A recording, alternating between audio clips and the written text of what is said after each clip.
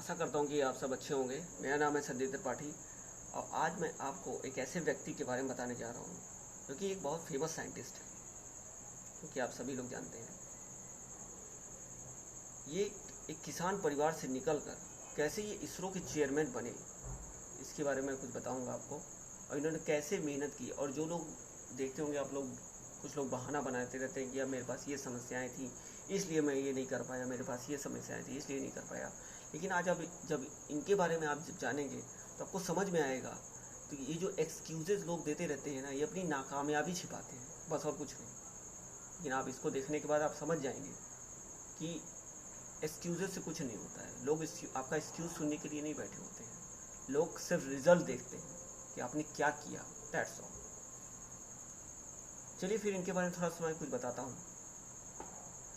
इसरो जब 2018 में अपना पहला PSLV C40 लॉन्च करने वाला था, और उसके साथ 31 उपग्रह भी लॉन्च करना था उसको, और उसमें 3 भारतीय और 28 अन्य देशों से थे।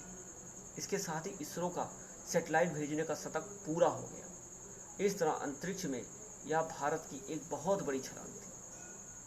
जैसे PSLV C40 के जरिए एक साथ 31 उपग्रह लॉन्च किए गए, उसके पीछे तमिलनाडु के एक छोटे से गांव के किसान परिवार से ताल्लुक़ रखने वाले व्यक्ति का दिमाग एवं मेहनत है।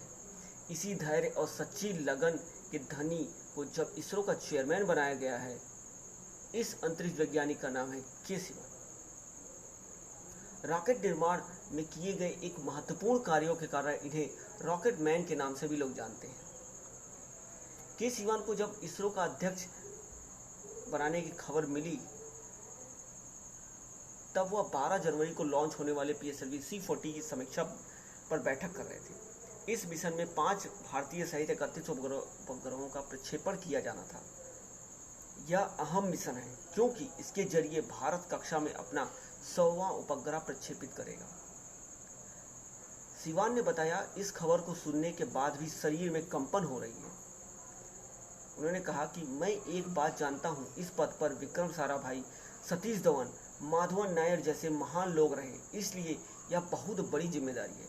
12 जनवरी को लॉन्चिंग सहित कई मिशन कतार में थे, इसलिए जश्न का नहीं जिम्मेदारी का वक्त था। तो चलिए फिर इसी के साथ हम शुरू करते हैं। इनके बारे में कुछ जानते हैं, इन्होंने कहाँ से पढ़ाई की, कैसा इनका रहन सहन था। चलिए शुरू करते हैं।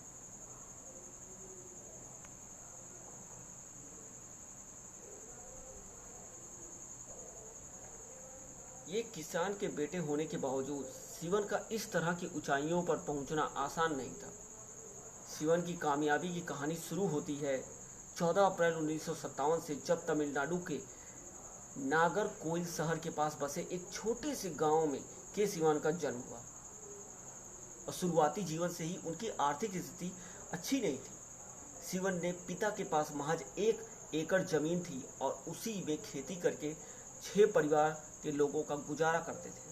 हालांकि के सिवान के पिता को यह समझ में आ गया था कि जब तक उनके बच्चे पढ़ाई नहीं करेंगे, तब तक उनकी और उनके बच्चों की आर्थिक स्थिति से ही ऐसे ही खराब होती रहेगी, और इसीलिए खुद दिन रात कड़ी मेहनत की और बच्चों को स्कूल भेजा।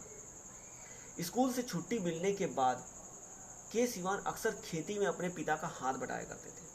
के सिवान ने अपनी शुरुआती पढ़ाई किसी प्राइवेट संस्थान से नहीं, बल्कि तमिलनाडु मीडियम गवर्नमेंट स्कूल से की थी। सिवन के स्कूल टीचर्स का कहना है कि वह हार्ड वर्किंग होने के साथ साथ नई चीज़ें सीखने में भी जिज्ञासा रखते थे, और शायद यही वजह थी कि आज वह इस मुकाम पर खड़े हैं।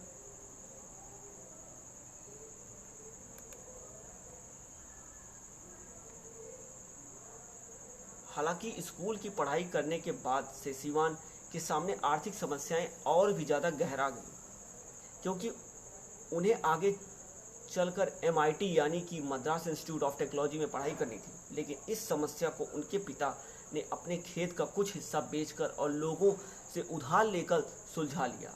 फिर सिवान ने MIT से ही बैचलर्स ऑफ इंजीनियरिंग की डिग्री ली, और यहाँ पर पढ़ाई पूरी करने के बाद से वह अपने घर के पहले ग्रेजुएट बने। NIT से ग्रेजुएशन की पढ़ाई पूरी करने के साथ सिवन ने इंडियन इंस्टीट्यूट ऑफ साइंस से एरोस्पेस इंजीनियरिंग में पढ़ाई की। आईआईटी बॉम्बे से उन्होंने वर्ष 2006 में एरोस्पेस इंजीनियरिंग में पीएचडी पूरी की। यहाँ से डिग्री लेने के बाद 1982 में के सिवान ने इसरो में काम करना शुरू किया। सिवन वर्ष 1982 में इसरो में आए और पीएसएलवी परियोजनाओं पर उन्होंने काम किया। उन्होंने end to end mission planning, mission design, mission integration and analysis में काफ़ी योगदान दिया। इसरो में काम करने तो सिवन की कैरियर की शुरुआत की थी। इसके बाद उन्होंने आसमान को छूना था।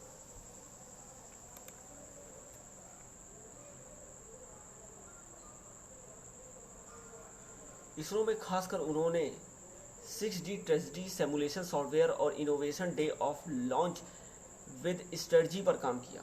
इसी स्ट्रेटजी की मदद से ही साल के किसी भी दिन कैसी भी परिस्थिति में रॉकेट लॉन्च किया जा सकता है।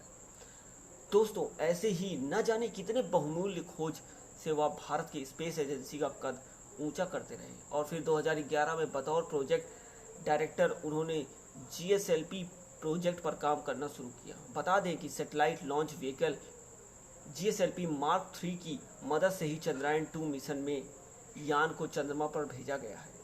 14 फरवरी 2017 को भारत ने एक साथ 104 सैटेलाइट लॉन्च करने का जो वर्ल्ड रिकॉर्ड कायम किया था, उसके अंदर भी सिवन का रोल सबसे अहम था। इन्हीं सभी कमाल की लीडरशिप स्किल्स को देखते हुए जनवरी 2018 में कैलाशुद्वी सिवन को इसरो का चीफ बना दिया गया। फिर 15 जनवरी को भारतीय अंतरिक्ष अनुसंधान संगठन का अध्यक्ष नियुक्त किया गया। इन्होंने एस किरण कुमार का स्थान लिया। इस पद को संभालने के बाद से उनको और पूरे इसरो का जो सबसे अहम मिशन था वो था चंद्रयान 2, जिसे कि 22 जुलाई 2019 को सफलतापूर्वक लॉन्च कर दिया गया। उम्मीद है कि आगे चलकर आने वाले दिनों में सफलतापूर्वक यह अपना काम पूरा भी करेगा, जिसके लिए इस यान को चंद्रमा पर भेजा गया है। अंत में बस मैं यही कहना चाहूँगा कि इसरो के चेयरमैन के सिवान जिस तरह गरीबी से उठकर यह सफलता पाई है वो काबिले तारीफ है और उनकी कहानी से हमें भी सीखना चाहिए कि कड़ी मेहनत और संघर्ष से किसी भी समस्या का समाधान कर सकते हैं। आपको एक जानकारी और देना चाहेंगे कि इस साल 2020 में doctor APJ Abdul Kalam award जो कि के सिवान को दिया गया है। चलिए, आशा करता हूँ कि आपको ये कहानी अच्छी लगी होगी। आप अपने मित्रों, अपने दोस्तों के साथ शेयर कीजिए, अपने भाई बहन, अपने सबको इसके बारे में बताइए। Okay, thank you.